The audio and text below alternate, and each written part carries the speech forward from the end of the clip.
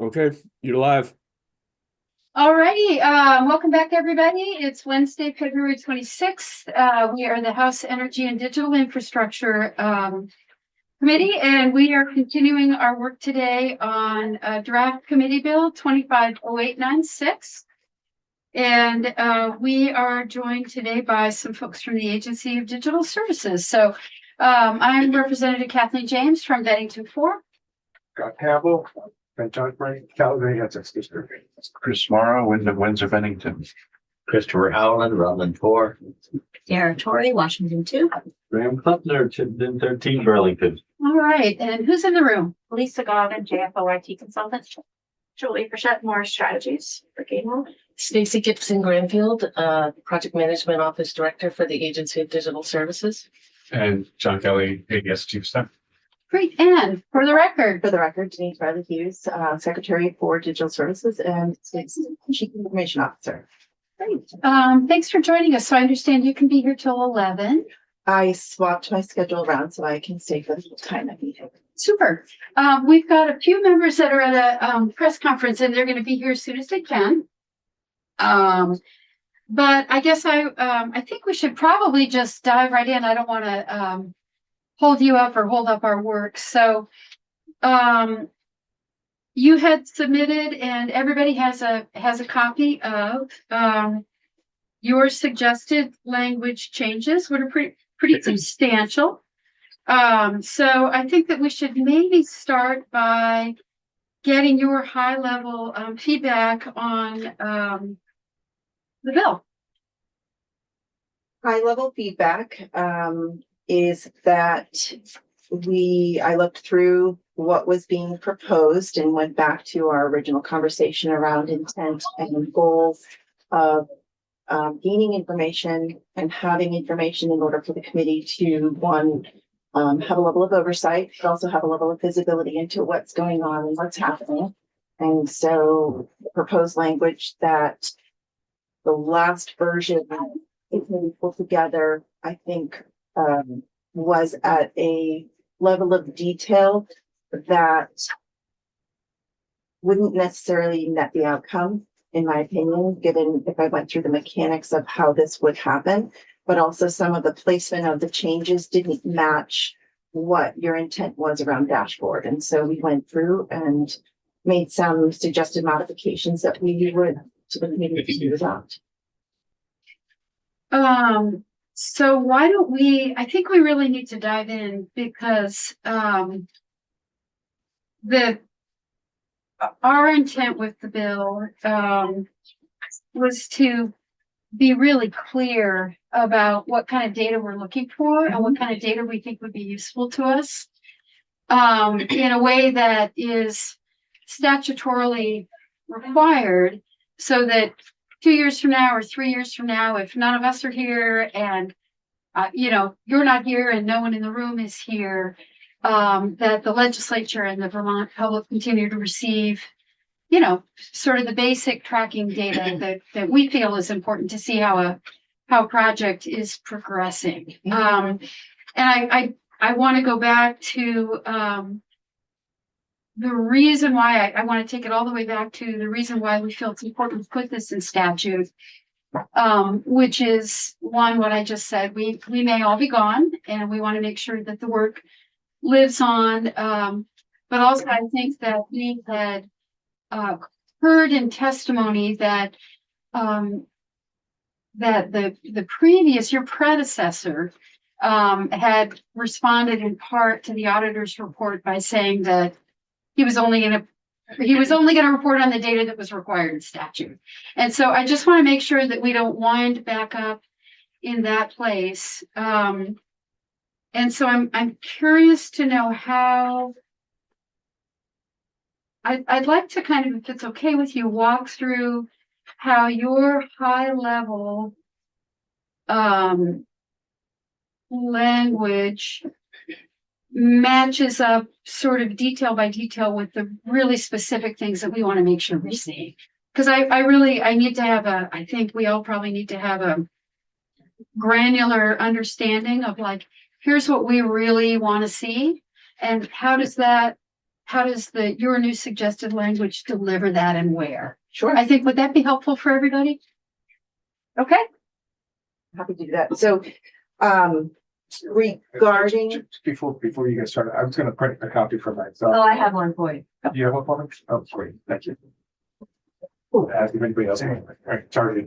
that's okay. And we can just take it at the top if you want. Perfect. Yeah. And I just want to say regarding verbal commentary that somebody had made to an individual not in the auditor's office, but somebody in a different office, I really can't speak to the context behind that. So that's where I want to be cautious about driving policy in a perceptive verbal conversation. So that's why I keep on going back to the intent of this committee, especially given that we've not had an opportunity to have a committee over the last few years. And working together does net a lot more productive results than taking 6 pages of statute and not actually getting what you want, because I think we're still in the stage of thinking about what we want versus knowing what we want.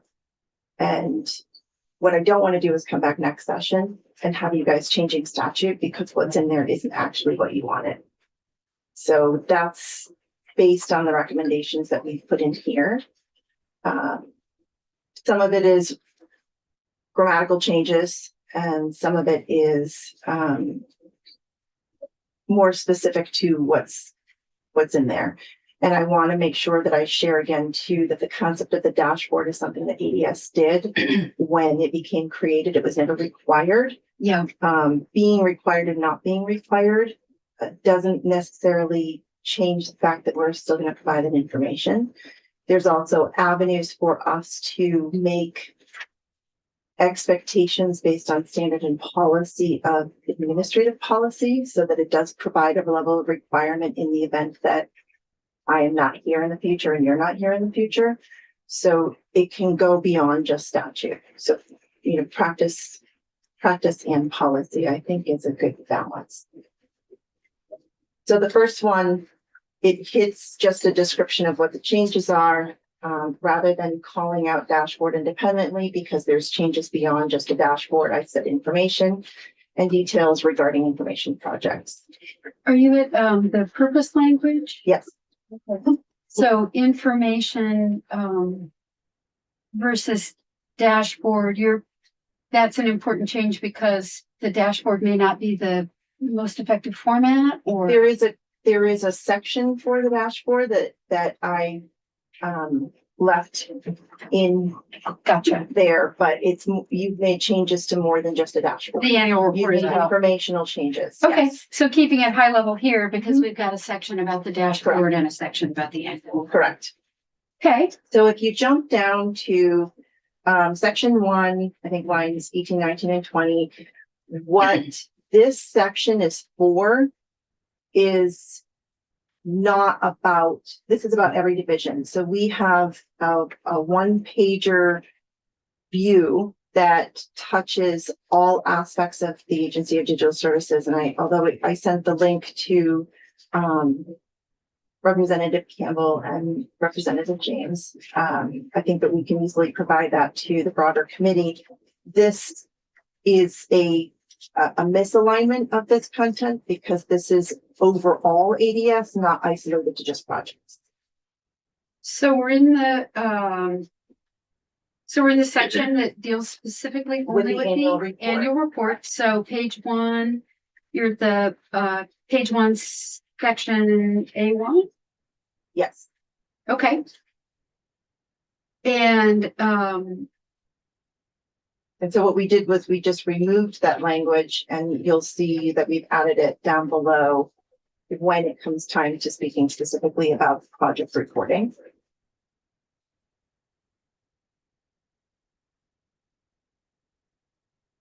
okay, so you're deleting the information here because sorry, one more time. I'm sorry. I just want to make sure It's in everybody the wrong really section. because This is tied to a different output of the report.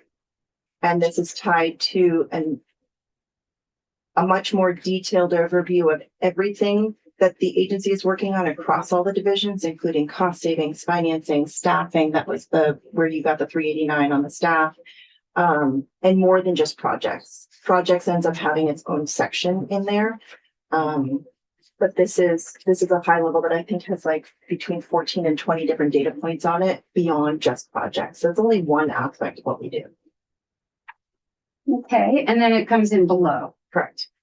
Okay, questions about that committee? So that was 1, and then you go to 2, we have a financial report, 3, we have cost avoidances, and 4 is where we add additional details. So we changed what the language recommendations were to be a summary of including scope, budget, timeline, and status for each active information technology project managed by the FMO. Spelled it all out.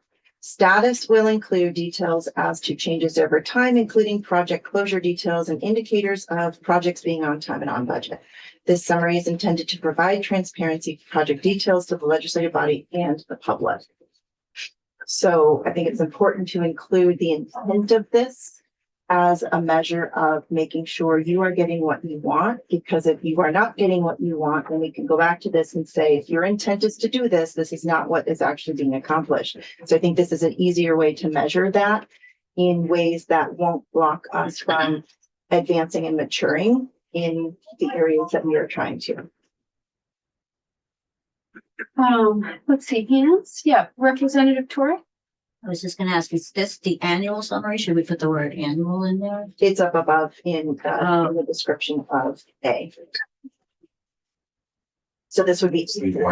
Perfect, so you don't have to say. Got it. Representative Campbell. I guess I would have further thought about the list of data points that we were asking for in the original draft or the draft anyway that is crossed out here. I'm wondering if we, instead of providing a list like that, if we instead included some particular data points in the paragraph, as for instance, original contract date and amount. You'll see that. You'll see that down below. Yeah. Did I miss that? And so this summary is the 129 pages that we talked about before, but this would add additional information to that, inclusive of what's already there. So that summary has that in there today, which is not the dashboard. No, I know. And Which is why I'm asking about it, because it will be the detail that is the sort of more detailed than is in the dashboard. yep, and I think that is inclusive of changes over time. And Well, I- say including but not limited to project closure details and indicators, of projects being on time and on budget. No, I know, yes, but I guess I'm asking if we want it. Do you see any problems with just including? Yes, I do. And the reason why I The think, original contract. yeah, the reason why I see the problem is when you look at certain projects that are intended to be over time, especially as we were talking about, it's why we spend the time giving you an education on PMI and PMBOK and the whole modeling Mhm. and framework of project management, is that if a project has a start and a project has a stop, that is not a defined not infinite, a limited amount of Finite, time, finite, thank you. And it's only Wednesday, of a project. And if we have this included the way that the language is being proposed, you will actually get all of what you're looking for and more. If you limit it by being super specific about how we're going to do it and exactly what minute amount of detail is in there, it is not going to tell the story that you need. Well, no, I understand that point. I guess I'm asking whether it's some intermediate level of detail or something that we can ask for, that it just makes it clear that in case you move on to I don't know, manage Google or something next year, and you're not here, and somebody else takes your place who is not as committed to transparency as it seems like you to be. So it seems like you are. That's what I'm asking about. So Every change as we make in here translates right back to changes in internal processes and policies. And so those end up providing that level of detail and templating that no language in a bill is going to be able to govern. And so when we make the changes like this, it won't be able to go, something's not gonna be able to go backwards and say, the intent of this was to provide start date, end date, and all of this, because that's also detailed below as well. This is actually gonna net improvements and enhancements in the internal policy, which also get published on the ETMO webpage on the Agency of Digital Services. So there's a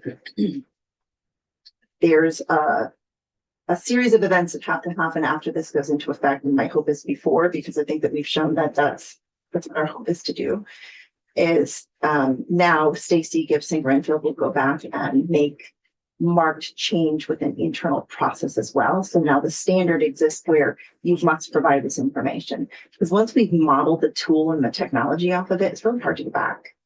And we're only trying to go forward. We're trying to add that additional detail. The details, detail like original contract date, original completion date, those things are the data points that you have, right? So If we're in that stage, yes. Right. And in some cases, we're not in that stage. Right. So if we put it in here and we're not in that stage, it's gonna say, well, we're gonna have to put it in there. And so that's why I'm saying the mechanics of this all become interpreted differently when you start drilling into a level of expertise in these areas that changes how somebody executes on the language in here. If it's so specific, I don't know another, and right, words aren't working. I can make it look here and sit with you.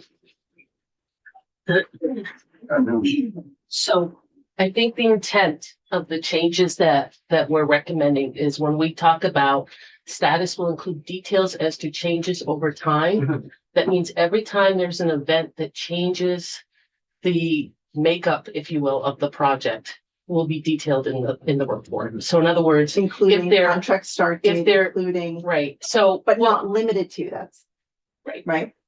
So what we'll do is based on where we are in the project, so I'll give you two scenarios. One, let's say we're in those three phases before we get into that execution phase, phase 6 that we were looking at before. the snail. Our status update now in the summary will say we are in the planning phase of this project. We're in an active procurement. Some of those details we can't share publicly because if we're in an RFP process, we can't put information out that would lead to a procurement challenge, right? That would then Sure. block our ability to negotiate any contract. We'd have to go back and start that whole process again. But we could say at a high level, we're in the process of an RFP, right? And looking for a system implementer. That would be your update. But then the next summary could be we're in execution. We executed a contract with a vendor, whatever that vendor's name may be, on this date. We've started our execution activities, and this is where we're progressing over time. So what the secretary is trying to get at is, yes, changes over time means those details that you've laid out, like what was the project start date? What was the implementation phase start date? When did we start contracting with the vendor? When did we amend the contract with the vendor? All of the things that happen during the life cycle of a project, that's what we define as changes over time. So I understand that, and I'm not doubting your sincerity or No. Secretary's sincerity a bit, not a bit. I'm just trying to see if there is some way of crafting slightly more specificity that will outlive all of this. So maybe changes over time. Include, I don't know, including dates and substantive changes or something. Keep in mind that this is in the annual report, not in the dashboard. So we'll go into that level of detail in the dashboard. And I want to, Okay, well, I'll let go. Go ahead. well, just because I know there's something that would be helpful to me, if it's okay with you guys, I am definitely more of a visual learner. So we are talking about the annual report. It would be really helpful to me to get it up on the screen. Yeah. So that I can see, maybe this won't be helpful to anybody else. I've sent it to Jack, the UPMO report. Perfect. Because and I'm sorry to make everybody learn the way I learned, No, but that's okay. On the same. if I am not seeing what we're talking about, I cannot So, process this information. So one thing that would be really helpful would be, pick one. yeah, go Let to Jack the, know where to scroll. yeah, if you scroll down, Jack, you'll go below all of the like charts and stuff, and you want to go to each. Like, pick like a UIM one, because I think they just heard. Okay, somebody ask. if you scroll down to the Vermont Department of Labor Unemployment Insurance Modernization, it's gonna be towards the lower end of the project. So you're gonna, or the paper, the document, keep going all the way down almost to the bottom. Page 102. 102, page 102. And then when we get there, what I'd like to do is, Okay, so this is what we're talking about modifying. yes, So, and it comes out once a year. And what I'd love to do is look at your list, our list, and say, okay, scope, this is where you find scope. so, Budget, this is where you find that. And then we can see, we can cross it off our list and your list and see what remains on our list yes. that might show up with the right language. And that would be super great. Okay, so let me walk you through this, and I want to say that this current report is a point in time snapshot, right? Right. So this is Understood. as of December of 2024. Yeah, and all we're talking about right now is the annual report that you guys are gonna Yep. modify and start doing in a different In a way. This quarterly, bill yep. passes, yeah. So we tried to make this visually appealing, which is why you see, you get below the, like, the name of the project, the agency or department, the date of the report. We have the project start date, which in this report is the date of the It's ABC form. It isn't necessarily the date that we started execution. So that is a new thing that we're gonna be doing differently in the new reports, right? How But, should we word that then? well, I think we need to word that, Yeah.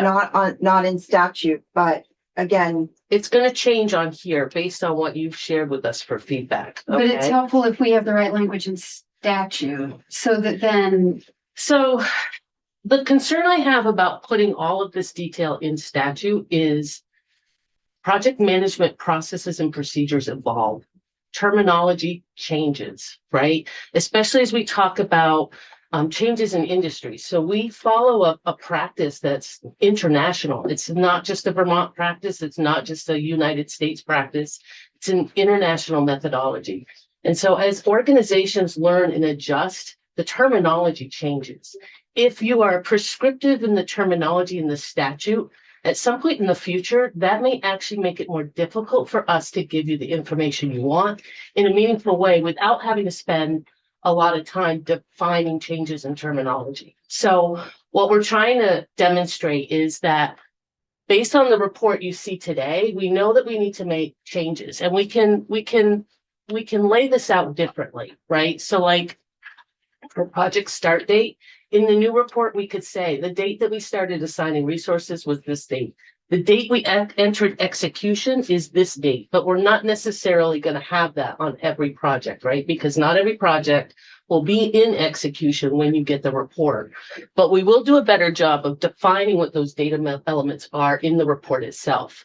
So, and then the project end date is an estimate. And so we would clarify that, like, you know, we're hoping to hit February 14th of 2027, but as you all know, things can change. We could come in early, we could come in later, right? Well, so here is, so I'm hearing that you would add one more date to, right now there's 2 dates. You would add another date that would say something like project contract date or some execution date. And then it would be really useful to have the initial contract end date and an updated contract end date or something like that. So we can So do that. adding How we 2 dates. how we lay it out in the report is what we're trying to work on right now, right? Because we want to make it make sense. We're not trying to. Yep. So Design that's the before- part we're trying not to get too prescriptive of in statute, but we've heard your feedback. We've Okay. written it down. I've already got my team working on this. So because we want to give you a quarterly report at the end of March, right? But the data and elements that you see on that report will be spelled out much more clearly, much more cleanly and accurately so that you get a better idea of it in the report. And then instead of the current phase and colored boxes, we're looking at like, what could we do differently there to make it more clear, like we're in execution on this project, and that's what this means, right? Right now you see it in a different color, which is what's supposed to indicate to you that it's in the executing phase. But if you're not a practitioner of project management, that may not be clear. So we want to make it so that it's understandable. So those are a couple of the takeaways. When you get to where it says scope, schedule, and budget, and you see the green colors and the narrative text in each of those boxes, those are at the time the report was created. So in December of 2024, this was the current status in each of those categories of that project, right? So in other words, the baseline scope was complete, and it basically spells out what's included in that scope. And there might be an addition to the scope, which is back-end fraud detection service. So at the time, that's where the status of the scope was for that project. It talks then about the schedule, that we're currently on schedule with our go live set for May of 2026. And then it gets into like, where are we with the budget as far as like, are we within budget? Are we looking at being over budget, under budget? That's what that's supposed to do. Then the next rows below, Jack, if you want to scroll down just a little bit, the scope and schedule summary, these are supposed to be like at the beginning of the project, this was our intent for the scope, and this was our intent for the schedule, right? So what I've heard in the last couple of weeks from you all is that, well, that's good, it's still not quite getting you what you want, right? So like I could see in that schedule summary more information about we started the project in 2021 by assigning resources to start planning and doing discovery sessions and figuring out what the requirements are. And then in, I don't know, January of 2024, we started an RFP process. I'm just throwing dates out because I don't know them specifically in my head. So don't quote me on any dates. But all examples. But in January of 2024, we went into procurement, we started an RFP process. And then in, I don't know, August of 2024, we negotiated a contract.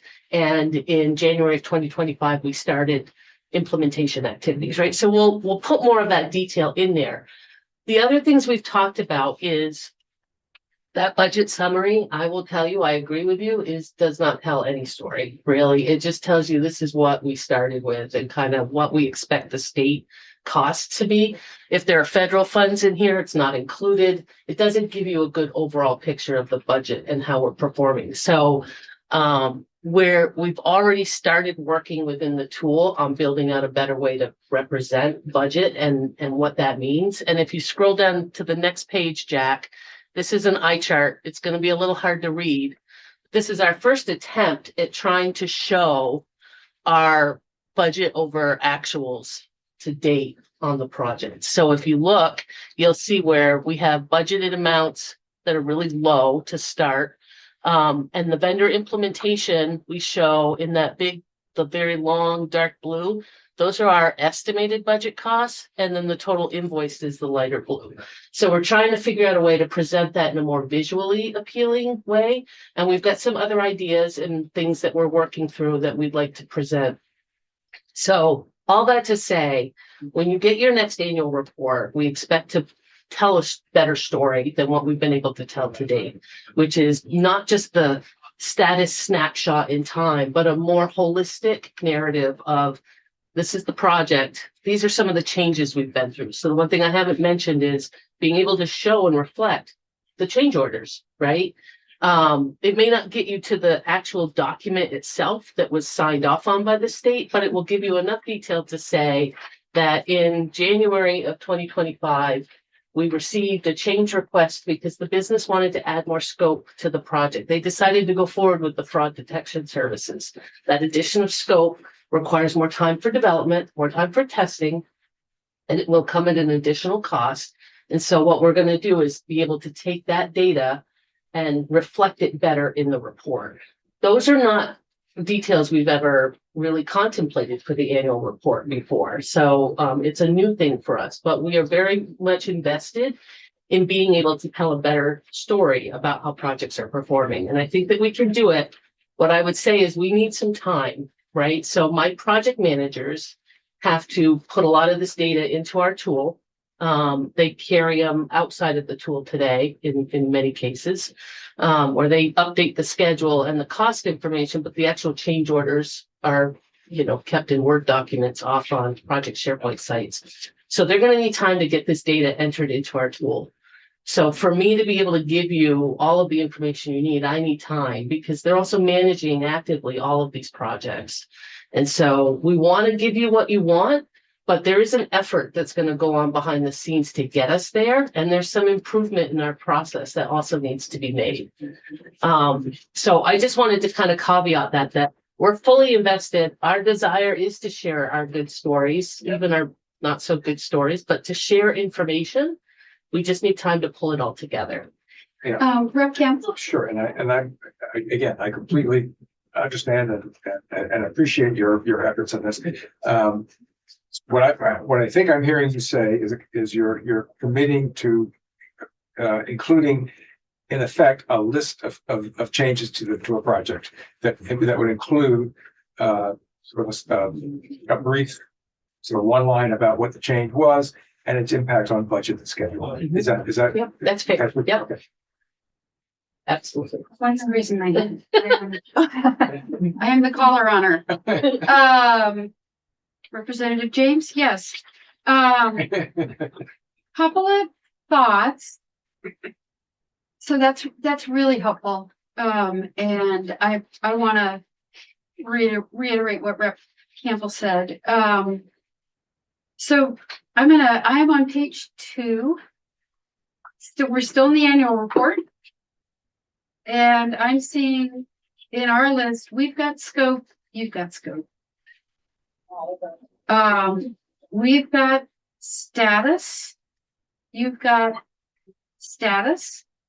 And I think we all agreed that active projects under FMO management are a great filter. Yeah. Okay. Comprehensive schedule, where we had our language about wanting to make sure that we can see the original and current dates of completion. And then all previous estimated dates of completion. What I think we're getting at there is changes over time. Mm-hmm. So you have changes over time. And there are different places that you're identifying in the FMO form that you're going to redesign in. So changes over time. I would feel better if we were including just one phrase about specific dates. So could you suggest anything that we could put in just to make us feel good about that? Well, you give that some thought. And the reason why I'm saying that is these reports get published for the public. Right. So as we start saying that we're going to do these things and we get to a point where the template and the content is exactly where you want it to be, it's easy to now say that's published. You've been providing this information and now so that kind of goes back to the point of how do we make sure that this is consistent over time when we're all gone? It exists in the report. If all of a sudden it no longer gets provided in the report, we have a different conversation to have, right? Because we've gotten to a point where in the report, it does have that in there. Where I'm getting to is that our ability to enact this in our practice is critical before policy takes over, right? Where policy can come in if we're not doing these things. And that's my hesitation. We can't legislate trust, right? We can't. But what we can do is publish this content and make sure it doesn't get taken away. I have one thought, and then Representative Kleppner, where I'm going with this is the thought of, and let's just put a little pin in this, and indicators of projects being on time and on budget, comma, and I don't have a further thought there, but I'm going to leave that. Representative Kleppner. Just wanted to remind us that much of this conversation was initiated by the fact that the dashboard was showing project to be on time based on the updated completion date. And it made it look fine, even though there could have been 5 years and $50 million of delays up to that point. So, we want to make sure that we understand what has happened with the original date. And it is also important to know that, hey, there were changes and the legislature required that we change this, and this. And so based on all those changes, we had to extend the date, and we are, here's our new plan and we're on track. And there was an original plan that got changed, and understanding what reason. And as I've said before, the reason may be that we said, oh, wait, we forgot. We need to add this to the legislation. And then you guys got to undo a bunch of stuff you've done and redo it and all of that. But it could also be that for whatever reason, the vendor failed, or there are a million reasons that projects get delayed. I think we should get that. We want that information by project so that we understand by project, but also so we can see, are there patterns emerging that we need to be paying attention to? And as I said, that the pattern that may emerge is that the legislature never knows what the hell it wants and always changes its mind. And then we have to fix that, right? Like if that is a consistent reason that projects fall off their timeline, we need to fix a process here in this building so that stops wasting your time and taxpayers' money and so forth. If there's another consistent thing, then, we'll want to be able to see that and address that. With 58 projects right now, we could have 58 different reasons. Yeah. For change. And so trend analysis is something that's on our roadmap. We don't have that today. We don't even have the technology that can do that today. So what we have at our disposal are these manual handwritten reports. And so as part of that changes over time piece and the narrative that gets included annually, and in this particular case, quarterly, because you're going to see an update in a month, that should be included in there. And I think we're just at a fundamental difference, right, on how we want to see that displayed. We want to see that displayed in active, committed practice, and you're looking to see it displayed in policy. And I'm not sure that we'll necessarily be aligned, right? Because we're doing the work and you're reading the work, and there's a difference. Yeah. So, I know that the team is going to start providing that, and we'll see that and some changes in this report that you're going to issue specific for this committee in March. And I think that will show you, because then again, like I said, once it's published, it's harder to go back. And I don't know if you were in the room when I said this before, but it is my hope that the immense technological capabilities your people have and the evolving technology will allow much of this to be automated. You know, You and me both. Yes. and even, the dates and the numbers should be able to automatically update, one would expect. And the narrative is, the reason why may be needed in multiple places, but one would hope it gets typed in once and then magically disperses itself to everywhere it needs to go. I will just say that we have been trying out some automation. It needs quality checks. It's not 100%. It's not as simple as going into chat GPT. And honestly, it's not even as good as the PMs that work for me. And I sometimes have to do quality checks on how they write, because they're not creative writers, they're project managers, and they write in project management language.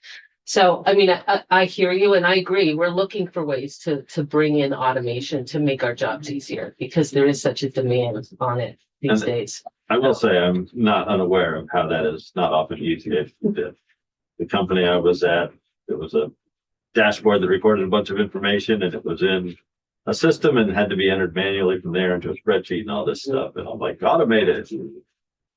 It did not happen for many, many years. Representative Campbell. Yeah, just a quick one. So we're talking about the annual report here, but we also talked about a quarterly Feel report. better, Laura. Yeah. are we gonna get the annual report quarterly? I mean, is that the idea? I missed, are we gonna get The annual report quarterly? so we want to provide it right now as we are doing this planning with the committee. We want to provide it to you quarterly right now, specific to this committee. This has not been asked of Senate institutions. This has not been asked of any other committee. And so the annual report is overall. We will still publish it publicly on the ETMO website, so it's available. But as we talked about, I think the first time that we put this as an option is let's get it out there and see if you're ready to consume it quarterly. It could be biannually. Okay, If we were to put this in statute, I'd want to put some limitations around it because you don't want to have two FTEs doing nothing but sure. putting together reporting. I was just asking whether it's the same report that what we're talking about here. It's going to be better, but yes, it's going to. That you would be Mhm. providing quarterly and maybe just this year as a, well, or maybe permanently, but anyway, as help to us to understand the changes that you're proposing, and we can work back and forth. And make sure that you're okay with what we're doing, Yes. with what we're Yeah, drafting. does this right? work? Does this make sense? Does this Right. give Is this in plain better language? information? Yeah. So what, talking about automation and reporting, we just kicked off the ERP project. And so we have 39 discovery sessions that have been scheduled across all of the branches, agencies, and departments. We've already completed 25 of those. In those discovery sessions, automated reporting is a critical component and discussion point. And so when you start looking at, of those 58 projects, how many are touching operations and automation of operations of state government, there's quite a bit of them.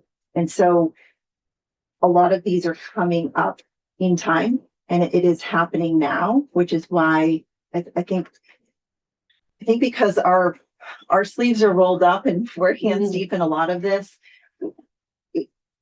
from a how we function and how we operate, we're seeing a lot of this come to fruition right now, which is why, to answer your question, yes. And honestly, once you become a user of the new ERP system in the finance side, you should be able to pull up project information without even having to wait for an annual report or a quarterly report. You should be able to have the access to that at a moment's notice. That just becomes, delivered. And we're just not there yet. Launch is 4 years for that. Couple of thoughts about this section, and then we can maybe move on to the dashboard. So we should put in here some sort of expectation, I guess around quarterly. I had not imagined that ADS was going to be publishing the full annual report 4 times a year. Right. I'm not recommending that you put it in statute either. Yeah, It's a lot. yeah, so that wasn't where I was going, but it would be great to have a sentence about quarterly check-ins or something. So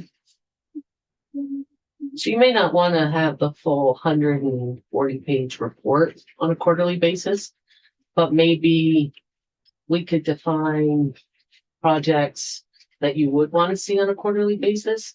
I'm not sure what you're most interested in, right? So like, is it projects over a certain dollar amount?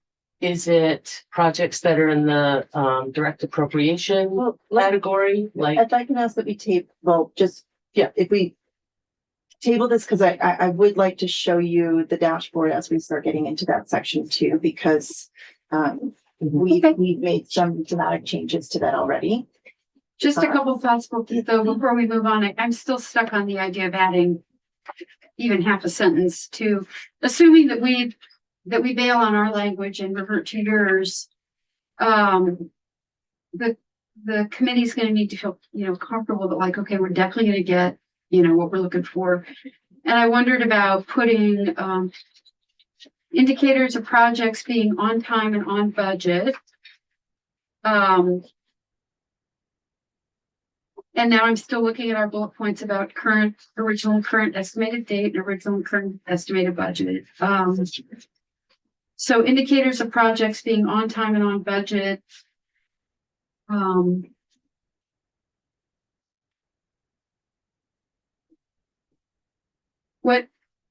what half sentence would you recommend we could toss in there just to make sure that we feel like we're gonna understand how schedule and budget shifts and why? Just one sentence. Well, I think you have it. this was the proposed language. I think you're gonna get that with the way that it's written. Indicators of projects being on time and on budget, comma, including original start and original expected finish and original budget. Rep Mark? I'm fine with it the way it is. Like, I think we need to, if this isn't working in a year or two, we are certainly welcome to come up with new statutory language, which is more specific, but I don't think I mean, if you want to add more detail, that's fine, but I think we don't want to burden the agency unnecessarily with too much specificity when we're all trying to accomplish the same thing here. So I'm like, I think if we follow this, then I think we're going to get what we want. And if we don't, then we're going to have a next step. From my point of view, if people want to add stuff, that's fine. And if I may, that aligns with the thought process that we had as well, is that this gives us an open enough alignment to expectation as well as intended delivery. We ran into this conversation yesterday, specific about ERP again, where in the report you'll show that the budget is green. Well, the budget is green because it's based on project management methodology, Right. which is the project cost, right? The budget of the project this is what we anticipated. So in that respect, we're green because we're well within our range right now on expected costs. If you are a member of finance and management, you would say, whoa, that's not green because we don't have that much in appropriations today. That's not what we're measuring when we're managing projects. So it's a translation difference. We're speaking two different languages, which is why I appreciate that comment, because we're trying to take the language that we need in order to effectively manage a project under the framework that we have to use that has to be consistent, and giving you information that will allow you to consume it where it's palatable enough that we're not changing framework. Could we, in this particular case, could we put an indicator under risk that says, although the project is on budget, we've identified through the various business offices that they have not requested enough funding? Sure, then it's a risk, but those risks aren't captured in a summary or a dashboard. But it's an ownership and responsibility of those that are sponsors, that are leaders on the project in some way, that have nothing to do with the management of the project. So I think that's why I think it's important that we continue sharing with you those details, where we don't want you to be budget management specialist by any means, but also that as things are requested to change, are we doing it in alignment of the approved model and the adopted model, or are we trying to change it and make it a unique Vermont way? And that's what I'd like to avoid, is I don't want to change a industry standard model. And I think this language does that. I think it does give you what you're looking for in the report. We might have to return before we're done. Maybe we need to make maybe we need better purpose language. Representative Southworth? Thank you. So the overall budget, whether it's green, yellow, red, it's based on milestones within the project, correct? Yeah, so the overall status of the budget is based on where we are in the project milestone. We are currently within budget. So in other words, if it's green, it means we haven't exceeded the budget that we've been given. Our expenditures are in line with where we expect them to be. There's nothing to be concerned with. If it's yellow, it might mean we're anticipating excess expenditures, and we're working as a project team to mitigate those risks and not go over budget, right? And that might be a change order, or the business does get additional appropriation to solve for that risk, right? And then if it's red, that means we're over budget. That risk has become a real thing. We've gone over budget, and now we need executive leadership to help us get us back into green. And that can change multiple And it times can- throughout the project yes. too, so. And Yes, we would, Again, I right, just those don't know. changes over time. yes. I don't know how accurate a snapshot's gonna be in the report, other than what's identified in the language here. So I just want to be cognizant of the fact that it does change constantly throughout the projects. Having seen that, it makes sense not to get down into the weeds too much with it, in my opinion. All right, so annual report, robust discussion, and I thank you for being patient with. This is a really important conversation because what we need to get to is a place where we can vote the bill out. Yeah. And so leaving a bunch of stuff for, for later, or not really hashing it out now, it's just gonna wind up with everybody spinning their wheels. And so I just want to make sure that our committee knows as well that, our goal is to get a bill over to the Senate. If it winds up being a first step, then it winds up being a first step. But I just want to make sure that my committee members know that sort of now's our time. We are running out of time. And so questions, comments, we need to make sure we're really thinking this through and really hashing it through with you. So that's why I'm dragging us into the weeds. I appreciate that we're spending the time on this. Yeah. So, all right. So that, I'm going to want to come back to the purpose statement. Maybe a lot of times that does the legislature some good. And the thought about delivering quarterly, we decided to wait and say, well, the dashboard's going to be, so why don't we go to page 4? Because I wanted to make sure I don't really understand the client entity thing. Perfect. So that was additional language added by committee and client entity staffing costs. My recommendation is to add when provided and available by that agency. So client, department, or agency. This is we can call it a separation of church and state. If the resources and operating costs and general fund of those resources do not flow through my business office for visibility, we have 0. And so in the case of a department having that information because they're either replacing an existing system that is already an existing service and they know that, listen, we have 10 people doing it. We're going to have the same 10 people doing it. Let me give you the cost. This is what we budget annually for it. That's easy for them to provide. If it's something that's brand new, that's never been done before, it's sometimes a shot in the dark for them. And we can't tell them from business operations what they're going to need to deliver their service. That is outside of the authority of ADS.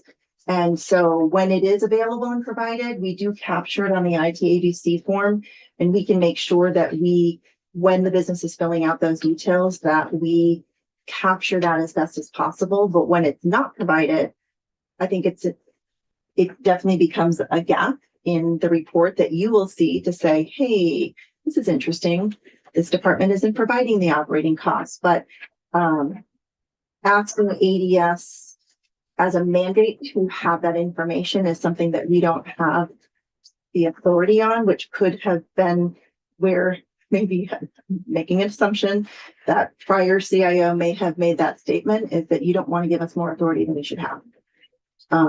So that's why when it's available, but I would make sure that is called out specifically so it's not a requirement. A question then about what client entity actually means then? Are we It talking was your about? language. I just reused your language. I think you're Okay. talking about the various agencies, departments, or elected offices that we engage with. And we probably discussed this, I'm really sorry, but on any given project, I think what we're getting at here are the state departments and agencies that you're working with. Mhm. What about where do then vendor costs and staffing?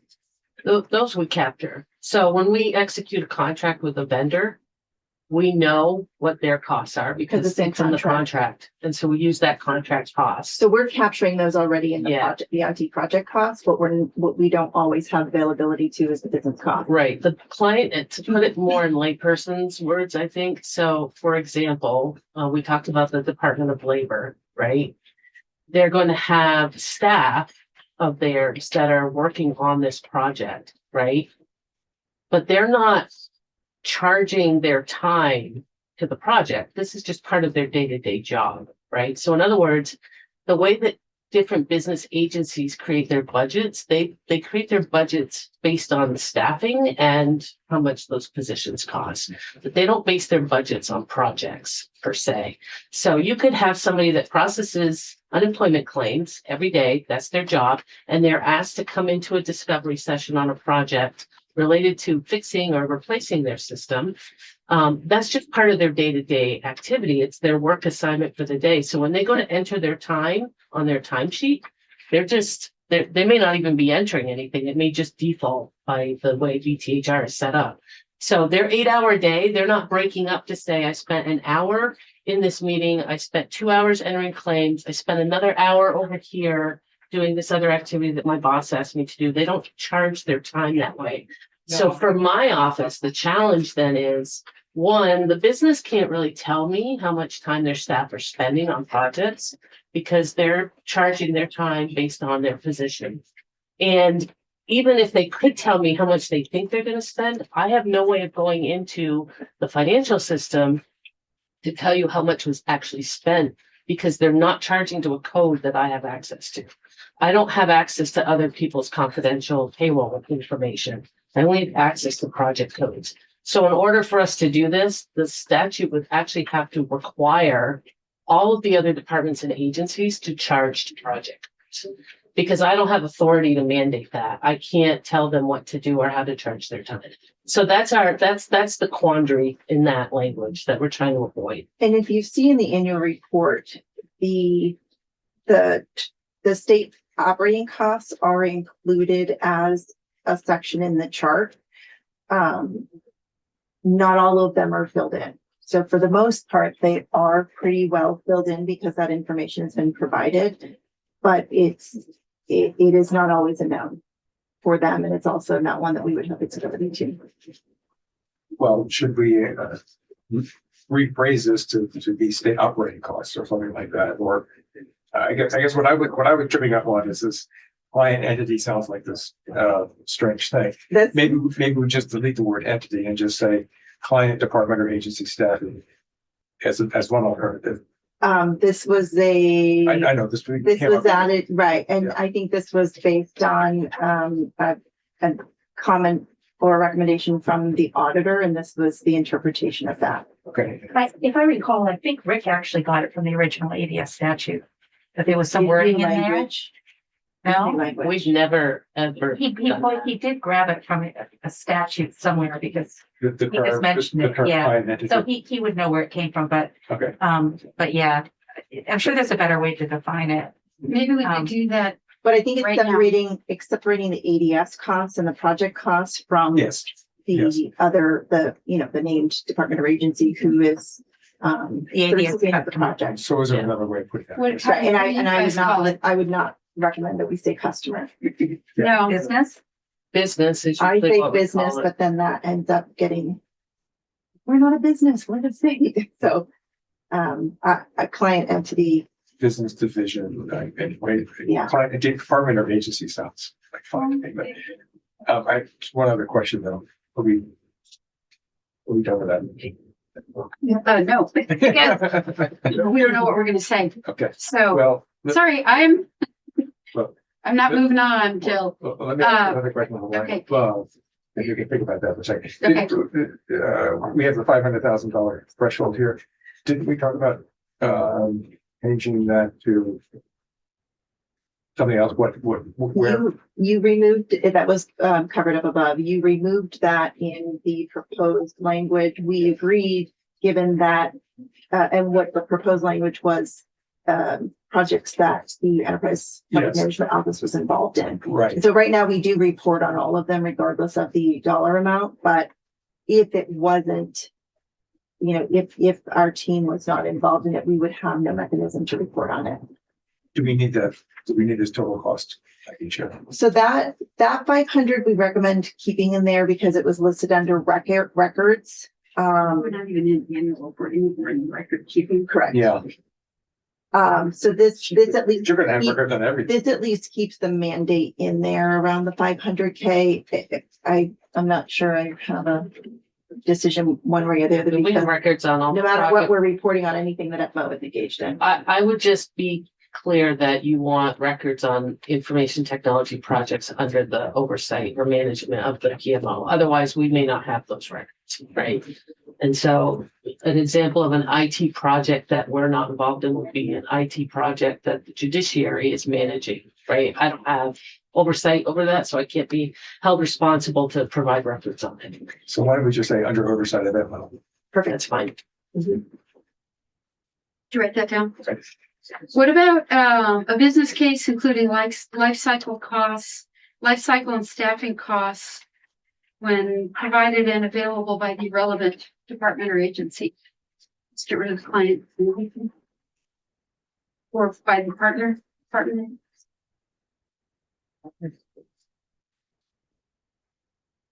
Yeah, partner. Okay, moving on. You got that? I got it. Dashboard. So then we go to the bottom of page 5, and this is where we now enter new language that doesn't exist yet, which is the dashboard. The dashboard. The dashboard. So So we had provided a link to Representative James and Representative Campbell on 2 other states that have this published. Very few states in the US are publishing this content. And so that's what we were kind of looking for is how are they representing this information? And what I don't want to do is I don't want to compare ourselves to a school or a municipality or a private sector organization or even the federal government because they operate differently. But states in general typically can have very similar things. Stacy's been working really closely with other states enterprise project management offices as well because they like the way we're doing things in Vermont. And so the dashboard, I think ours is the most comprehensive. I think ours is the most clear. We have updated it and I would like to show it after we go through the language. And if Madam Chair would prefer to do it before we go through the language, we can do so. Let's language first, because I might be. What I'm seeing in the language and I might be misunderstanding. So I'm seeing we'll maintain an inventory of all projects under FMO management. And the inventory will include the name of the agency, the name of the project, and the start date. And everything else is gone. The start date and the Indicator of project is on time, line yeah. 6. Indicator of project is on budget is line Yeah. 7. There we go. I meant, yeah, I was getting there lost in the red. Yeah. Yeah. There's a lot of that. I know, So- sorry. We've got the agency and department, the name, the start date, the indicator if the project is on time, the indicator if the project is on budget.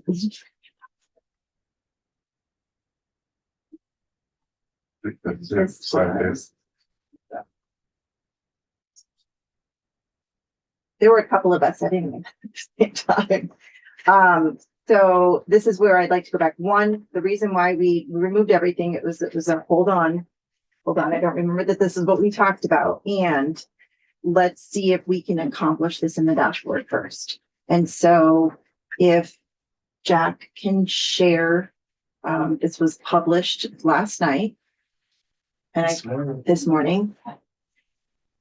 Oh, it's not there. No. What am I sharing? Oh, The dashboard. Does Jack have the link? yeah. Okay, Oh, great. Yeah, that was emailed to me this morning, I believe. We've replaced Jack with an AI. Ask Jack, right? And we call him Jack. Just Jack. Do you have that link from John Kelly?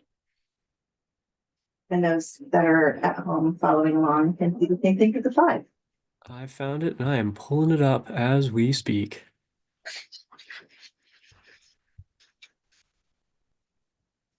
So one, from a real estate standpoint, I would like this to be a little bit bigger visually. It does not render as nicely on a mobile device. And so when we start talking about accessibility, we've got some challenges there, but that's something that we are working through. And what it does is it breaks down the project by agency. So if you're only interested in ACCD projects, you can drill into ACCD. It breaks it down by AHS. It does identify the project start date. And if you recall, project start date, if you hover over the first date listed, 9/23, it will give a pop-up, which is a description on project start date represents the date that state resources were allocated to talk about this project, meaning that we charge back. So if EPMO gets involved in a project at the discovery phase, we will likely already be charging back on that today. With the $15 million that we talked about, we're hoping to reel that in a little bit so that they don't have to incur costs before there's an actual, allowance of funds. But this describes the project start date. So now you know this is when we started talking about it. Implementation start date. If you hover over that, does that have? No, we weren't able to get all the hover overs in Pretty clear. time for today, so. But there's some implementation start date space is, issue. this is the date when the contract was signed and the project kicked off. And the hover is new. Right? Yeah, The hover is new. Estimated completion date. So that is what's missing here is the ability right now, because we don't have that information, is to look at original completion date versus current. But that's something that we are going to report on in that annual report. So that should always track through a project. And I wish projects were 6 months, but the reality is they'll all hit a point where they're represented in the annual report. Initial implementation costs. This was the original estimate that was identified on the ITABC when the contract was signed. This is what we expected and committed to spending. The current implementation is once the project starts going. This is now the projected cost. So anything that goes into that yellow or red when it comes to budget is going to reflect a variance between these two numbers. Is that the contract cost or is that more than that? This is the project cost, more than the more than the contract cost. contract cost. So it includes your time and It does. management of it. Hardware, Yeah, total project software. costs. Is that the total IT activity? Yeah. From the annual Yeah. report? Yeah, and that's broken down in the ITBC It form, so is. you know where the count, there's like a full page, section 6 on that. And so then what we'd like to do is work a little bit more on that, the right-hand side, over here, where it says 58 projects, where you can now drill right into, which you could be 4, but all of the red projects, it'll break it down by agency, all of the all green. And if there's any indicator of red, so you can see in there that AOE's Child Nutrition System program is green on the budget, green on the scope, but we're red in the risk and the schedule. So risk right now, we've not even talked about, which is fine. I think that we should just leave it there for now, but it is not on schedule. And you can see, and that makes sense, this is a pandemic-based project that has likely had some starts and stops. And in the March report, we'll give some indications as to why and changes over time. But we're still on budget with that, and we're still within scope. So this is an interactive dashboard that you can access today.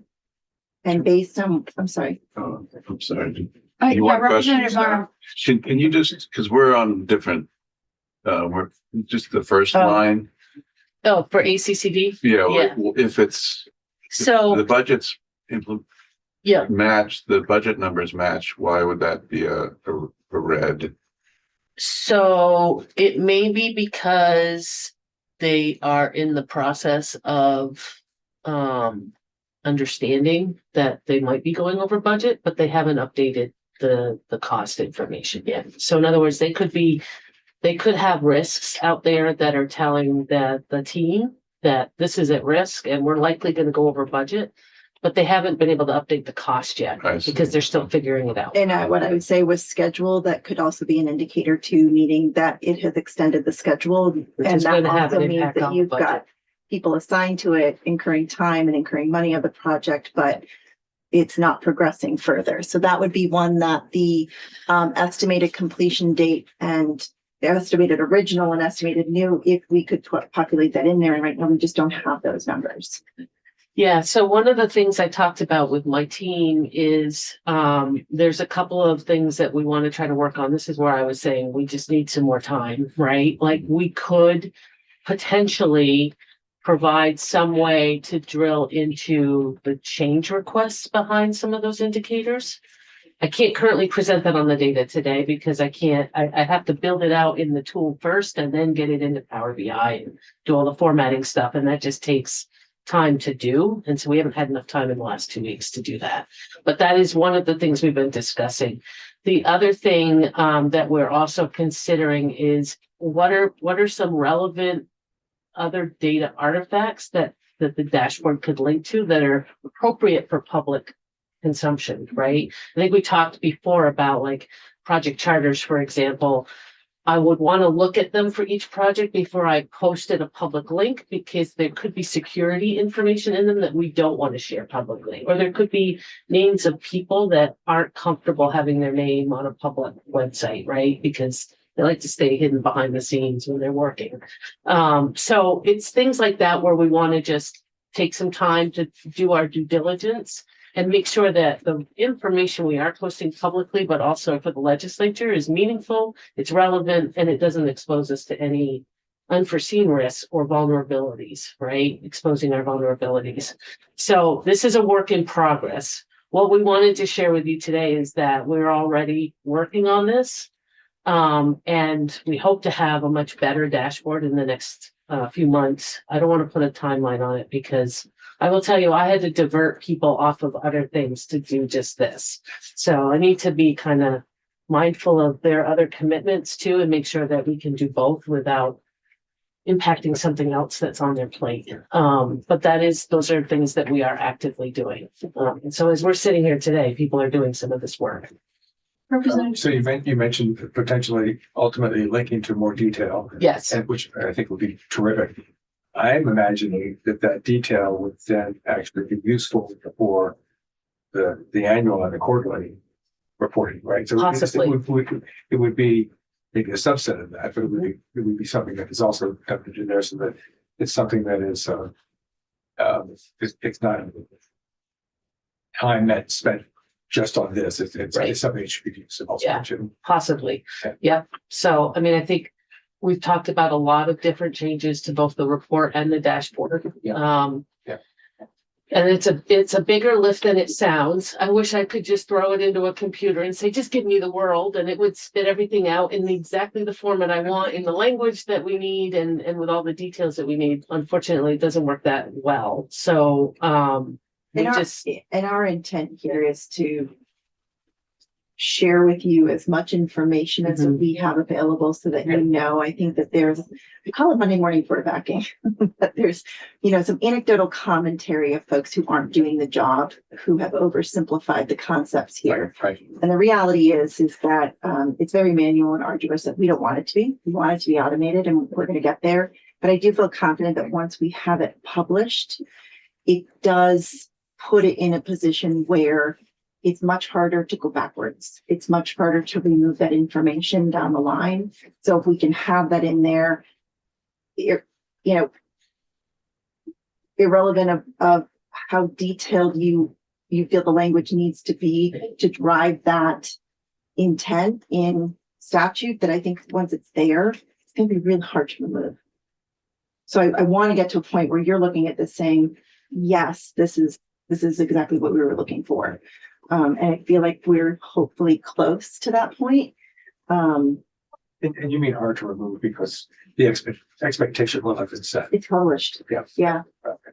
Good.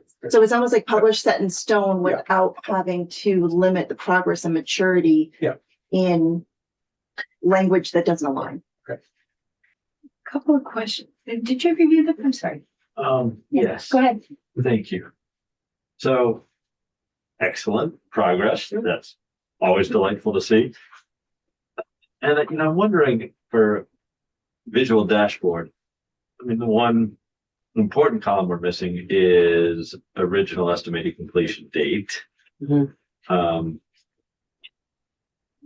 Excuse me. I'm wondering if the intermediate dates each time it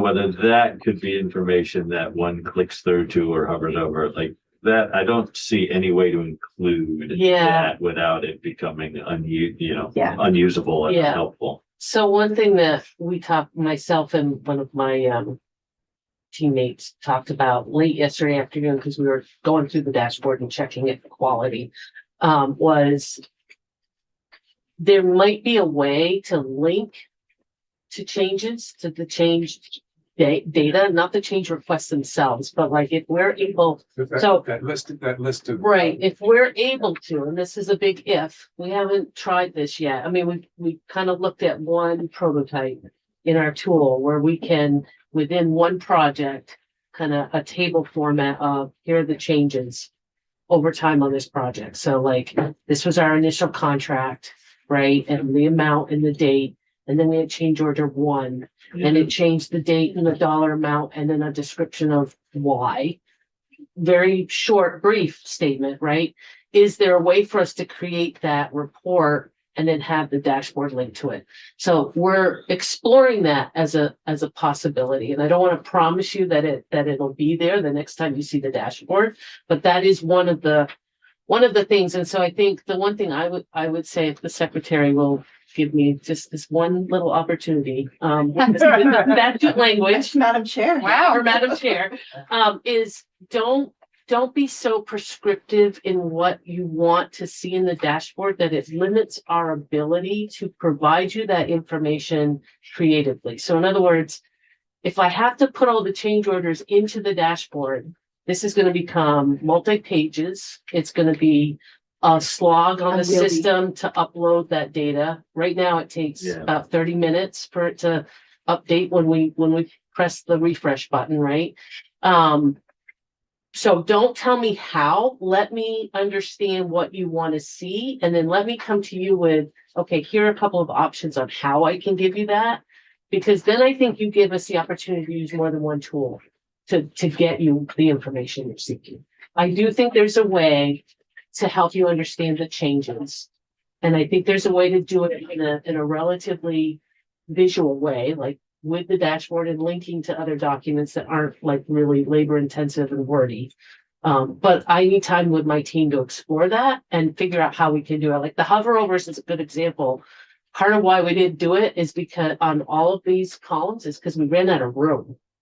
Right. And so when we first rolled it out, the project start date, the hover over at first was what does the initial estimated implementation cost, but it was hovering over the project start date. He couldn't get both to fit on the page. They kept overlapping each other. So we've got some things that we have to figure out technically to make it work, but it is definitely a priority for us. And we want to do this. I mean, we want to make this better. Thanks. Would you, and the dashboard went away, from the screen, but, I'll put Jack, it back up. thank you. Just wondering if, the bullet points that remain on page 6, whether you feel that there's quite a few more columns in the dashboard than are listed on page 6. I want to make sure that you feel like what remains on page 6 is going to really cover the basics. So the agency department and being able to have the filter drop down, I think is important. Yeah. The name of each project is in there. Yeah. The start date is in there. Yeah. And we did put both start dates, right? And so that goes back to the indicator of the project on time is seen in a couple different indicators.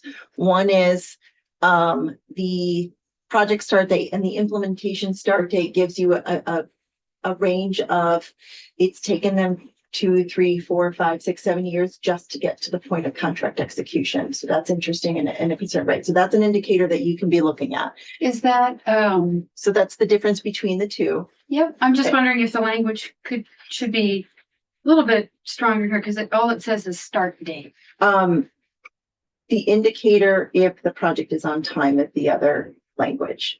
And so there are multiple indicators to a project being on time in this dashboard. That's what I was trying to describe. Gotcha. So if we can get to the point where we include, well, I shouldn't say if we can, Stacy is working on it and hopefully we'll see this in soon.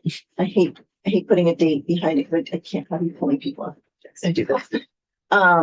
Original start date and original completion date and current completion date, those changes over time. If we can put that in there, that's one indicator. Another indicator is the visualization on the X check, exclamation mark. So now you have multiple indicators for that. One is a quick one that you can, Jack, if you don't mind, over in the right-hand side under project overview status, click on where it says red. Yep. So that'll pull up the 8 projects. So you can drill right in and immediately see the ones that are concerning. And you could have done that before in the last one, but those indicators are really important because you don't want to take those away. But now you have multiple indicators for that. Okay. So for both of these, we really could just say indicators. Right. That's why it's 2 separate lines. Indicators, yes. For both of them. I got blind with the red and the blue and That's it. and the crossing out. That's okay. So those So are both the indicators, indicators. if a project's on time, indicators, if a project is on budget, and that speaks to what Stacey was talking about around creativity, not in the center. Keep in mind, we're engineers, right? Creativity is pretty linear. That this will at least give multiple ways in the dashboard where you can see, something doesn't seem right. And that's really what this dashboard is to do. It opens the door for a conversation. It gives you immediate, just quick view on there's 58, right? So it gives you enough information to start from, and then that annual report then will be the drill down. So I'm happy with indicators as well. That's fine. So that we accomplished both now with the intent that we'll be able to start capturing some of that. And what could we put in somewhere in this section about how often the dashboard gets updated? I would be very cautious about that. Yeah. Because if you put that in there, and let's say we have a flood on a Friday, and we don't get the dashboard updated to Monday, we are now in violation of statute. Sometimes we say things like at least quarterly, or we don't have to put dates in. We already update it weekly. Could be some monthly. We can put monthly. Yeah. Yeah, I understand about the flood. At least monthly. Yeah.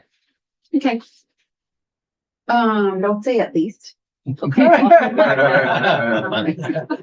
Blow your roll. And if Blow my roll. If in I'm an practice you're overachiever. doing that much more frequently, great. But Yeah. Monthly's some good. expectation. Our process is documented as updating weekly. So that's the other pieces. With each one of these conversations, we have now established process on the back end that the staff must follow. Okay. And so I would rather get to that point where that becomes part of their muscle memory, part of the things that they do every day. And that's a lot harder to change as well. Right. Is if they're doing it and they're doing the right things, then they shouldn't stop doing it just because. Okay.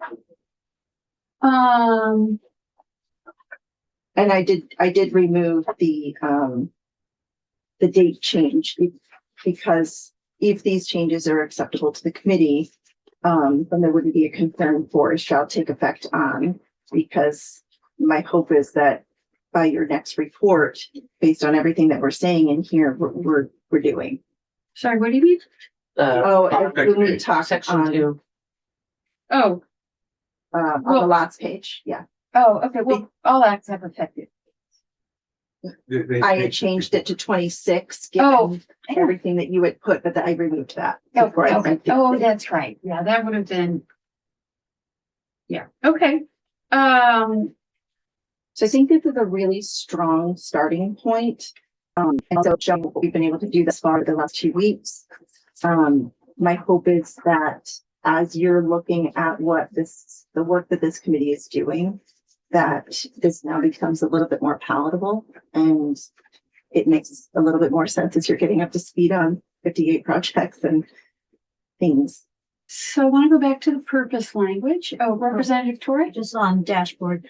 I just, so being new and learning so much with you guys, this has been great.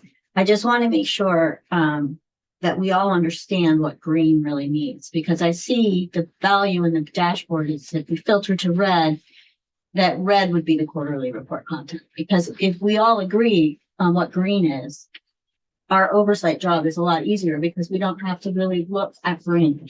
You know, we want to know about red.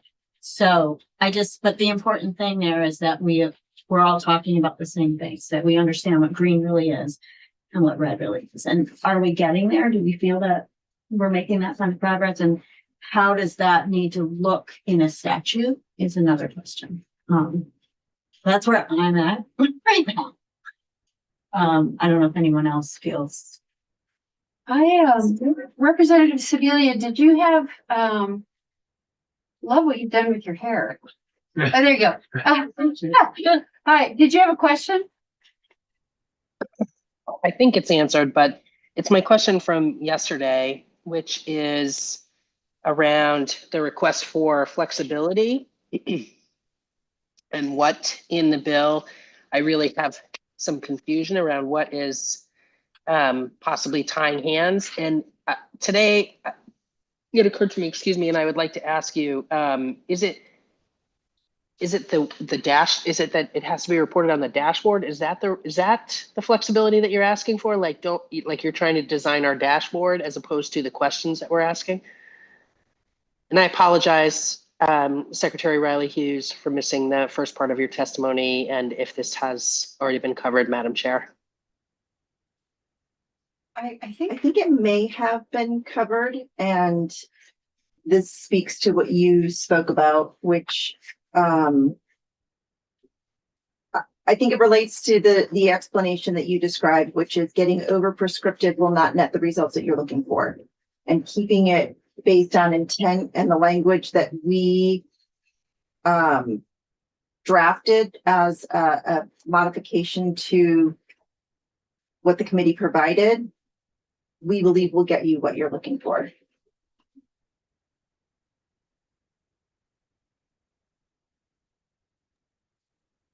Madam Chair, if this has already been well traversed ground, I am happy to move away from it, but I think that Stacy would like to respond. It is fairly well traversed. Yeah, okay, thank you. Representative, what we were talking about was being able to give us some flexibility that we can provide data on the dashboard, but some of the more details around that data could be better served through linking to other artifacts, for example. So if we're so prescriptive that all of it has to be in the dashboard, the dashboard becomes unwieldy. We can't upload the data timely because it will crash. It doesn't give us enough room, like some of the challenges we're already experiencing are the hoverovers, where we don't have enough room on the dashboard for every column right now to do that effectively. So being able to be creative and saying, here's the projects that are in red, right? And if you want to see the changes that have led to some of these, we're going to link you to this other document or our project management tool. We've got to work out some of the mechanics, but giving us the flexibility to be creative on how we give you all of that, the whole story, rather than just trying to build everything into the dashboard itself. Yeah. Right. So that sounds, sorry, am I interrupting you? No, Secretary? go ahead. So that sounds like I was kind of gathering correctly. One of the things, and again, Madam Chair, please cut me off if this is well traversed, that I am wondering about is that seems really important to me is that shifting timelines. And I mean, I think we all know that those things happen. And I understand why that could be challenging in the dashboard, but merely linking is not necessarily. So should we, what if we were to include some language that, shifts in timeline of more than 6 months, should be reported or something along those lines? I can let the secretary respond, but we did have a fairly lengthy discussion about changes over time. I'll watch the video. Thank you, Madam Chair. Yeah. Going back to the purpose statement, could be our final hurrah here. A lot of times it's where we have a chance to say what we're after, so that you can come back and say, okay, well, what were they really getting at? And I'm wondering about adding to provide publicly available information containing details regarding information technology projects, and then just something about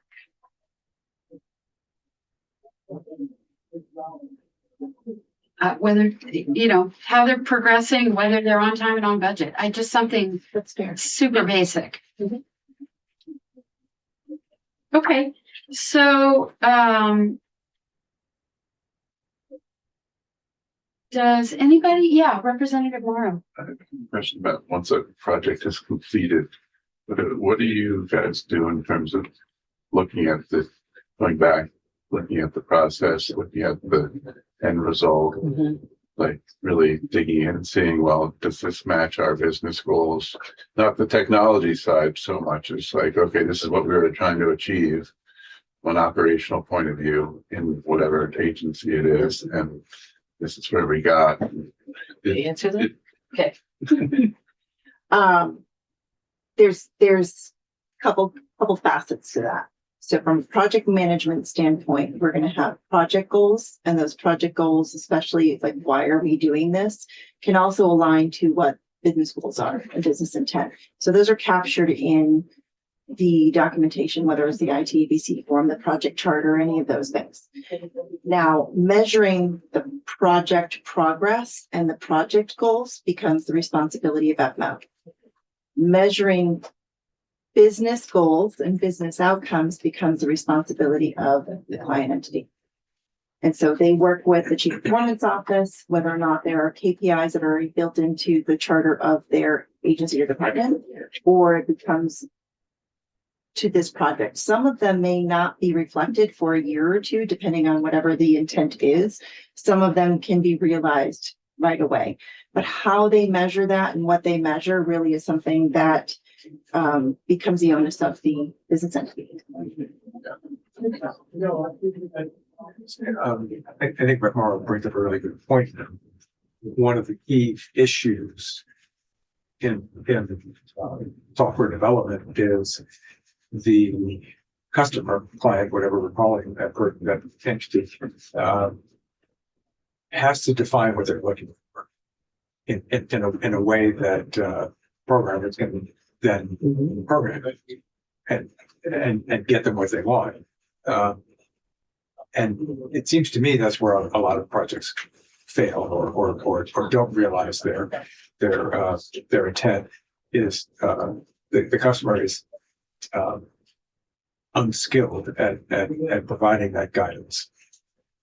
So it seems very useful, and maybe you do this, so this is a question.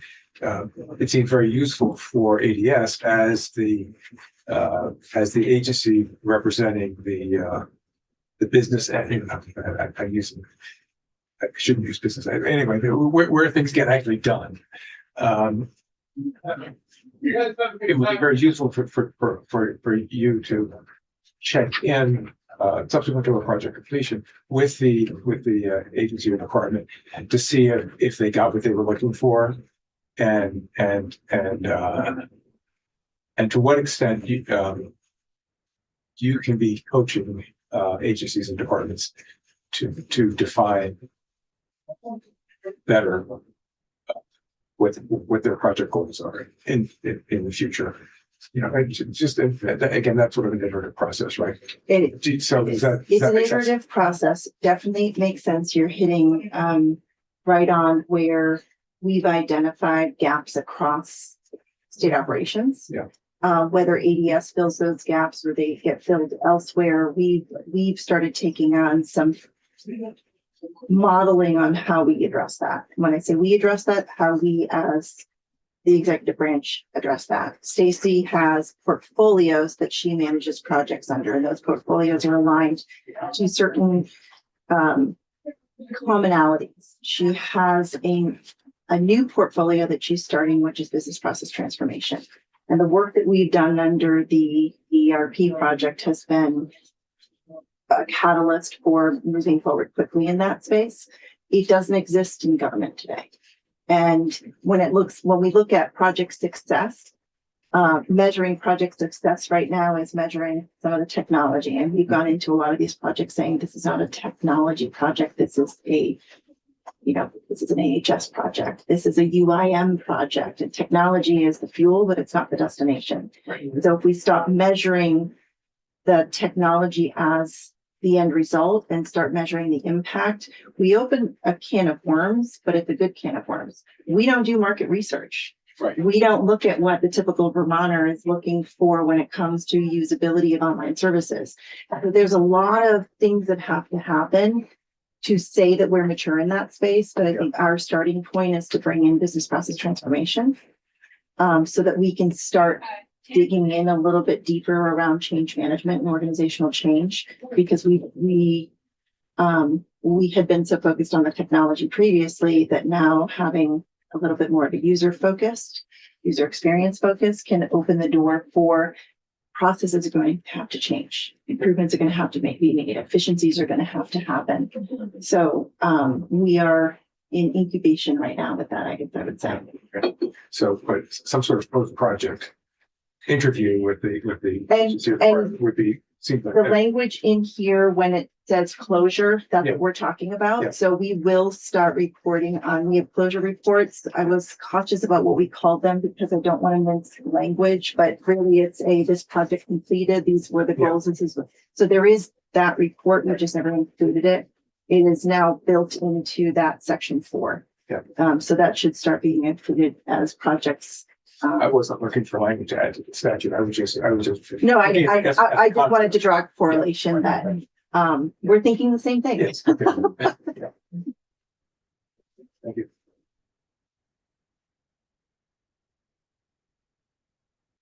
To summarize, we'll have to have a committee conversation and we can do that right now. But you can stay. You don't necessarily need to be in the hot seat. But yeah. Reminded that we wanted to ask about the approach letter. Oh my God. It shouldn't take a long time, but I just wanted to Yes. remind you in case we wanted to sneak that in. Oh, I think I got an email from you on the over. Yeah. Sorry. Okay. We will reserve. No, you can. Okay. 5 minutes at the end. I think I promised 10. Okay, so the decision the committee needs to make is, are we generally okay with your language as opposed to our language? And so how would we change your language to make sure it reflects the bottom line of what we had wanted in our language? Fairly summarized.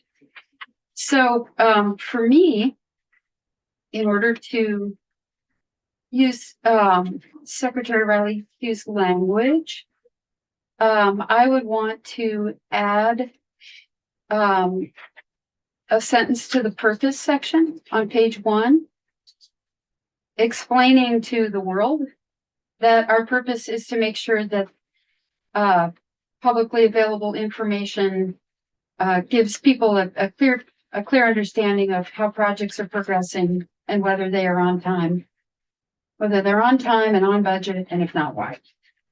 So that would be something I want to put in the purpose statement, and Ledge Council could do that if folks agree with me. But I'm just going to keep moving through. On page 2, Subsection 4. Still stuck on this. I would again, like to add, this summary is intended to provide transparency of project details to the legislative body and the public, including reasons for changes, whether things are on time and on budget. I just want to keep hammering that home. On page, Do we want to have each of these as we go, or do you want to go through your list first? my list is short. Okay. On page 4, I think we're talking about changing client entity to partner, department, or agency. And on page 6, I think we're just making sure that we're talking about multiple indicators in 5 and 6. And on page 7, I think we talked about clarifying that it's updated monthly. That would be if we use the agency's suggested new language. I think I was taking decent notes, and I think I boiled down where we landed on stuff. So let's get thoughts from the committee. On page 6.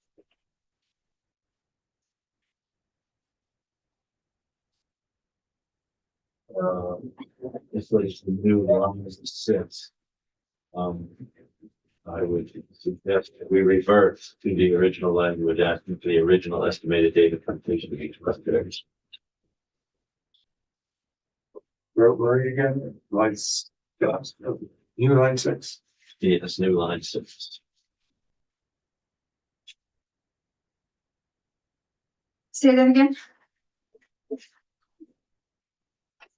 Page 6, line 6. We have struck out original estimated cost of each project, Mhm. and I would unstrike that and reinstate that being the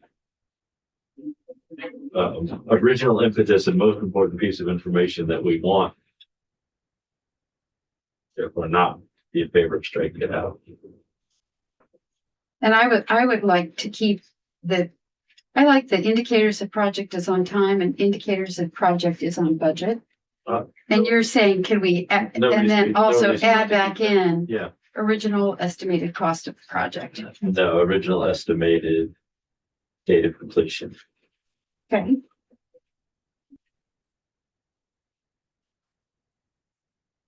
But not original estimated cost. Well, why not? Let's go together. Okay. We want to know how those things get shifted over time, and we need to start. Okay. Other thoughts? I had some language that occurred to me back on page 2. That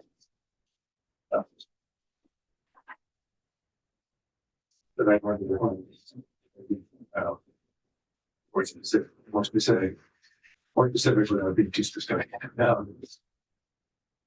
Status details, so in the second, that means status details will include status will include details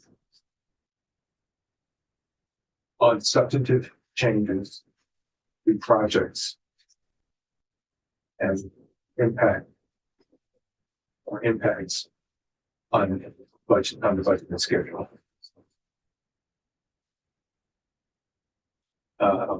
Including project closure details. And your suggestion, Madam Chair, about including in the last sentence, being on time and budget, seems like that might be the best place to put that on. So eliminating that language from this sentence and putting it in the last sentence instead. I think it's important to include details as changes over time. I think that needs to stay where it is. Yeah, well, I was trying to be yeah, Sorry, I'm looking to see here. changes over, substantive changes over time to projects. Substantive changes over time, including impact on budget and schedule. That will be a way of doing it.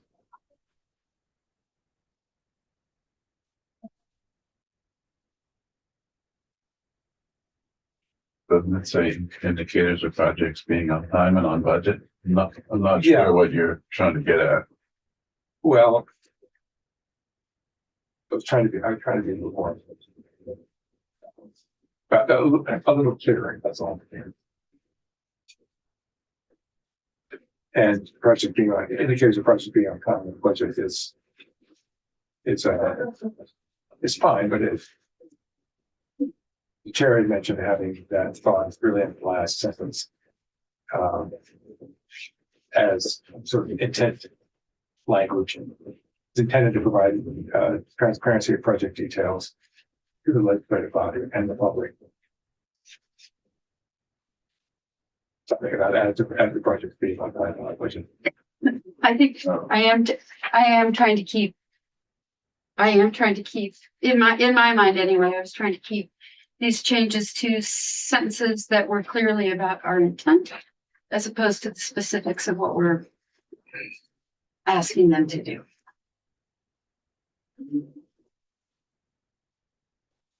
So you want to have the time and on time and on budget thought in the last sentence. That's my thought. Yeah. More thought? So are we repeating stuff that's in the summary that's also going to be included in the dashboard? And if we make the dashboard too many columns, it becomes too confusing to follow, that you really have to revert back to the summary to follow. And maybe that's what we want to force people to do, the dashboard just being the visual indicator. The red projects are there, and perhaps the increase of red projects. There's not an increase of what's falling behind, but more stuff is becoming up to date. Although if they change a completion date, they revise a completion date, something that used to be yellow or red now becomes green because so it's green on the dashboard, even though it's slipped in time.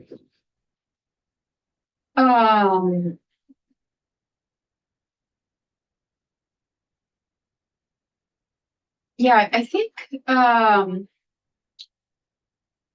I feel like we've done a decent delineation between the expectations of the dashboard and the expectations of the annual report. If that's, I'm not sure if that's where you were driving at. Well, I thought I heard them, excuse me, that they testified that it was dashboard, maybe we may be requesting it to be too busy. And I thought they were talking about hoovering over to get information rather than to add I think that, and we can hear from Secretary Riley Hughes, but I think that the language they've suggested on page 2 is dashboard information that they are comfortable they can provide. And I don't think we've added to that. Page 2 is the annual report. I'm sorry. I mean, yep, sorry. So that's where I wanted Same to share comment. that. The same comment holds. I think the language on page 6, although we are requesting the 2 things that we're stuck on and that started this whole rigmarole, is information that they feel fairly confident they can provide. Yeah. We have an agency that wants to work with us because they feel it's important. Yeah. I would either adopt their suggested language. And then it's always something we can look at again and get into another discussion, but we need to have a starting point because this is all kind of new and requirements for them. And I don't want to start throwing requirement after requirement of what we're looking for, where until we see the finished product, we may already have that information included in there. We're kind of speculating and guessing on some of it. And I just want to be careful that we're trusting our state agencies to provide, as they've heard what we've said, provide what we're looking for in that report. we can always check back in Yeah. and update at another time. So, I think that's an important comment. My response would be that, I think it's the agency has shown an incredible willingness to work with us and to put a lot of time in to a lot of work and a lot of willingness on a lot of short notice, which I think is fantastic. And what I'm getting is the sense of the committee, but we're gonna have to actually decide is that, if we accept their language with the relatively minor changes we just talked about, that is a significant revision of what we originally had in mind. So I don't feel like we're being stubborn. We had a very prescriptive list. Well, I'm not saying we're being stubborn. I'm Yeah. just giving you my thoughts on it. That's- Yeah, and I think that's great. I just wanted to say that I think that we would be coming a long way from where we had started out to kind of affirming what you said, Rep. Southworth, that this may not be perfect. This is a first step. ADS is really willing to work with us. Let's start here and see where we go. And, it sounds like we'll see substantive changes to the annual report, and it sounds like we're already seeing changes to the dashboard. So we do want to allow just a few minutes to talk about the email that I sent Secretary Riley Hughes as she was probably walking over here. And just so our folks know, so next step on this is we do have to, and we're running out of time, but we'll have to have a more formal committee conversation about, are you guys okay with this? Before I even direct Ledge Council to prepare another draft. I don't want to waste Rick's time. If, the sense of the committee is, no, we like our original language, then I think we will have actually we might have hit a bit of a brick wall, which I don't want to see happen. But we do need to have a conversation about it. So if you guys don't mind, let's set this aside. And we just need to get your quick input on a late breaking request. Yeah, that often happens in the legislature. And Representative Torrey is going to explain everything to you. Okay. Yes, we had a lobbyist in yesterday who alerted us to something that isn't in the budget that relates to a project at the Agency of Human Services, the VTIEF project. And that she just wanted to flag for us, since we're doing a budget memo, should we consider flagging for approps that the RFP is happening, bids are being reviewed, costs are being estimated. You mentioned it in your report as well. And that there could be a contract within this calendar year. So what we don't know is whether that budget ask does exist somewhere already, or if it is something we would have to flag for approps as coming. It's a great question. It is inclusive. Lisa Govan has come in and reported on this project. This is the IEM project that you're talking about. And it has had a lot of work and a lot of collaboration and coordination between ADS and AHS. This is part of the AHS ask. EPMO is involved, so we report on it, but this is not an independent request either through the IT mod fund or through the internal service fund, the internal service fund for ADS, because AHS has a very significant amount of federal funding attached to this project as well. And so that they are much better equipped to handle the nuances of CMS requirements and federal requirements on reporting and funding, that we track it. And we track it as part of the project efforts, but their business office will be the one that's requested. So I don't think that it would be necessary in a memo committee. Kind of what we wanted. Everybody okay with bailing on that? Absolutely. Great. Thank you so much. I'm glad That was easy. Thank you very much. I do want to thank this committee. I appreciate that you have had a willingness to work with us as well. We didn't have a committee last session. This is all new to you, and the fact that you've been able to get up to speed in such a short amount of time and really taken on quite a lot because it's taken me 2 years to get to the point that we're at right now in the agency. And so, thank you. I appreciate it. And if I could also repeat what I said last time, you guys have spent a lot of time with us. Yeah. I really appreciate it. I think we're all trying to accomplish the same things. Yeah. Yep. So, we'll find a time to have a committee discussion about what we're gonna do. And then, you'll see some sort of revised draft from Ledge Council. And, then our next steps would be whatever the revised draft is. We're gonna move on to final markup and vote. With the thought being that the earliest we would possibly want to vote this out would be Friday, because that puts it on the floor next Wednesday. We could also, if we hit a snag, and I'm hoping that we don't, we could vote it out next week, but then it's just gonna get even more lost in the craziness of crossovers. So, all right, thank you so much. We can go off live. Committee, I have just a few agenda things. Thank you very much. Thank you. Thank you.